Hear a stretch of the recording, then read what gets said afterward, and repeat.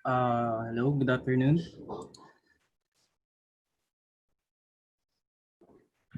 So, I will be presenting one of Project GUHeat's studies. The topic will be the diurnal temperature of materials.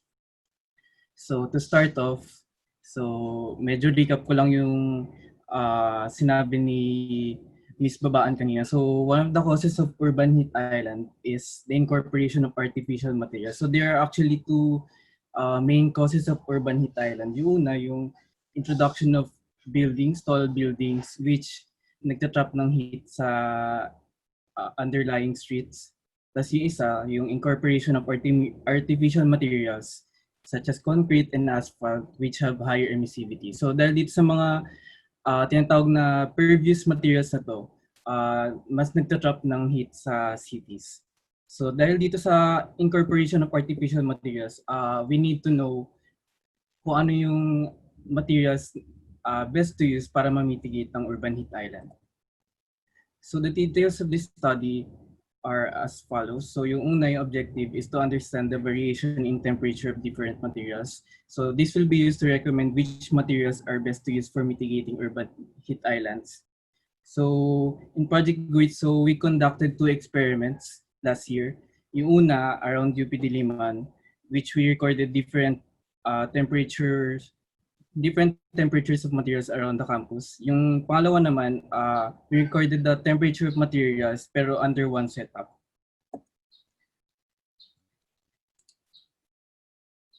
So for the first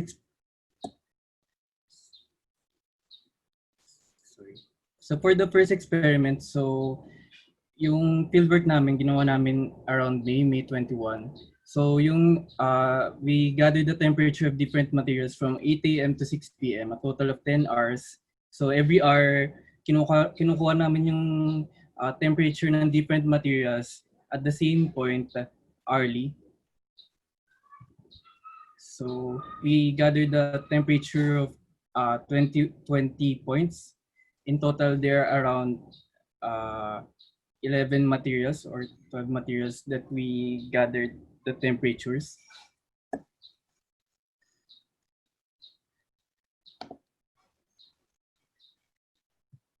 So here are the results. So yung una, in-observe namin yung different temperatures for different GI sheets, yung mga nasa bubong ng mga bahay, ng mga jeepney stops. So we had three different materials. Yung una, GI sheet na hindi painted, so plain lang, yung silver. Then we had GI sheets na red, tas GI sheets na green. So ito yung variations sa temperature nila throughout the day from 8 a.m. to 6 p.m. So may kita nyo dito yung plain GI sheets. Ito yung may pinakamababang temperature among the three. So may kita nyo around mga 10 degrees Celsius lower yung not painted GI sheets. So this may be due to the lower albedo of the colored GI sheet. So yung albedo, siya yung nagdi-dictate ng reflectivity ng materials. So meaning, mas maraming light yung i-reflect niya. So mas konting heat yung ini-store niya. So which means, pag GI sheets, mas maganda kung plain lang. Mas lighter dapat. Now for all of the materials that we gathered, here are the results. So medyo komplikado siya. So let's break it down a bit. So una, kung makikita nyo, as expected, yung temperatures ng mga materials, bumababa siya after ng 1 p.m., after the 13 o'clock na time. So as expected na rin to. Since yung peak temperature naman for the day is around noon. Then, kung makikita nyo rin, yung pavement materials such as concrete, yung gravel, asphalt, sila yung may pinakamataas na materials. So, ito ngayon yung tawag ng mga impervious materials. So, aside from that, yung temperature ng water and vegetation, they stayed low throughout the day. So, hindi masyado nagbabago. So, from 8 a.m. to 6 p.m., nasa around 35 to 30 degrees Celsius lang siya. So yung takeaway from this first experiment is that as expected din, yung pavement materials, sila may highest temperature throughout the day. Meanwhile, yung water and vegetation, they help the most in mitigating the temperatures in cities. So for our second experiment, bumili kami uh, ng mga iba't ibang klase ng materials. For example, tiles, concrete, etc. So ito yung mga materials na binili namin. So una, for the roofing materials, ito nakalagay, GI sheets, PVC, different kinds of roofing materials. Then meron ding mga wall materials such as concrete, wood, jalousie. Meron ding mga in-incorporate na tiles. So ito, may mga clay tiles, ceramic tiles, then glaze tile. So ito yung setup namin for our experiment. So nakalatag lang siya sa field throughout the day. So para this ensures na pare-parehas yung environmental condition na na yung exposed yung mga materials.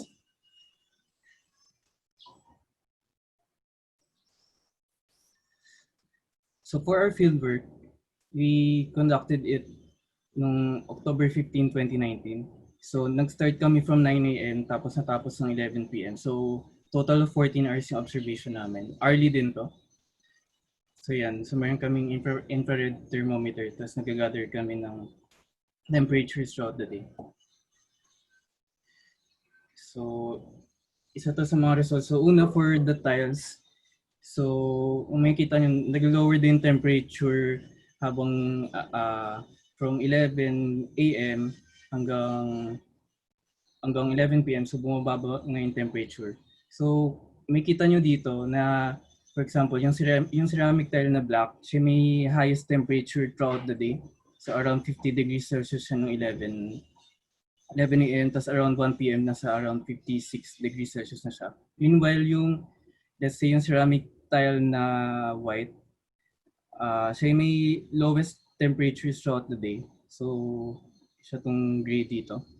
So, our recommendation for tiles, kapag gagamit ng tiles, is to use much lighter colors kasi as I explained earlier, mas mababa nga yung albedo niya. So, mas hindi siya nagsistore ng heat.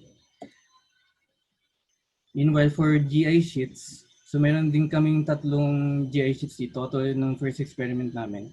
So, nag-align din yung results nitong second experiment din sa first experiment, which shows na yung mga plain GI sheets, yung mga walang color, siya din may pinakamababang temperature throughout the day. So around, katulad din kanina, around 10 degrees Celsius lower. Then lastly, pag i-compare na yung mga temperatures ng mga nag-gather namin. So we have yung air temperature dito, yung malalaking mga dots. So kung makikita nyo, palagi namang mas mataas yung temperature ng material since ito yung surface, katulad ng sabi ni Miss Babaan kanina, yung land surface temperature, meanwhile ito yung air temperature. Pero since nagko-contribute naman yung temperature na material sa air temperature, so importante pa rin siyang pag-aralan. So kung makikita nyo din dito, hindi yung may may pinakamagandang temperature throughout the day ay yung PVC. So may polycarbonate material siya. So pero for other materials, medyo almost consistently the same din siya for PVC. So wala ring masyadong kubago. So in general, for the final notes, so for flooring, kapag gagamit ng tiles, lighter color yung recommended. Then for GI sheets, plain color yung mas recommended to be used.